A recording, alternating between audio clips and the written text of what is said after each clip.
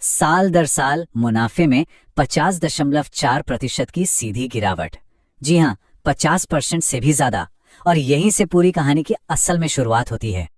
और ये सिर्फ कोई हेडलाइन नहीं थी। इस आंकड़े ने तो पक्का कर दिया कि 31 दिसंबर को जो तिमाही खत्म हुई, उसमें कंपनी ने बाजार की लगभग हर बड़ी उम्मीद को तोड़ दिया है। हमारे विश्लेषण में ये बिल्कुल साफ हो गया कि बीडीएल ने अनुमानों को सिर्फ थोड़ा बहुत मिस नहीं किया, बल्कि बुरी तरह से मिस किया। रेवेन्यू और नेट प्रॉफिट तो गिरे ही, लेकिन असली कहानी जो हमें मिली वो थी ईबिटा और मार्जिन में। ईबिटा में लगभग 87% की गिरावट और मार्जिन का 1790 बेसिस पॉइंट्स तक गिर जाना। सच कहूं तो ये आंकड़े वाकई चौंकाने वाले हैं। कंपनी का ऑफिशियल बयान ये है कि इसके दो मुख्य कारण हैं। पहला, प्रोजेक्ट्स जिस रफ्तार से पूरे होने थे उस रफ्तार से हुए नहीं, और दूसरा, रॉ मटेरियल की लागत बढ़ गई। सुनने में तो ये वजहें ठीक लगती हैं, लेकिन हमारी पड़ताल में कहानी यहीं खत्म नहीं हुई।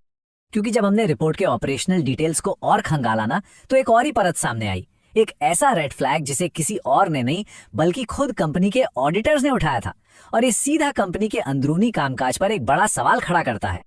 और वो रेड फ्लैग था 83 करोड़ रुपए का। जी हाँ, ऑडिटर्स ने करीब 83 करोड़ रुपए की ऐसी इन्वेंट्री पर चिंता जताई है जो पिछले 5 साल से भी ज्यादा समय से वैसी की वैसी पड़ी है, हिली तक नहीं।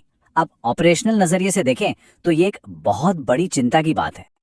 और देखिए, ये बात इतनी जरूरी क्यों है? क्योंकि इसका मतलब ये नहीं कि बस एक तिमाही खराब गई।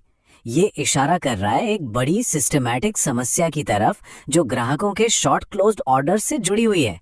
मतलब इसकी जड़ें काफी गहरी हो सकती हैं। तो एक तरफ तो ये तस्वीर है, मुनाफे में जबरदस्त गिरावट, सारी उम्मीदें टूटी हुई, और ऊपर से ऑडिटर्स की तरफ से ऑपरेशनल रेड फ्लैग्स। और दूसरी तरफ इसी माहौल के बीच कंपनी का बोर्ड शेयरधारकों के लिए ₹4.5 प्रति शेयर का अंतरिम डिविडेंड घोषित कर देता है। खराब नतीजों के बावजूद इतनी उदारता, जाहिर है ये निवेशकों का भरोसा बनाए रखने की एक सोची समझी कोशिश है।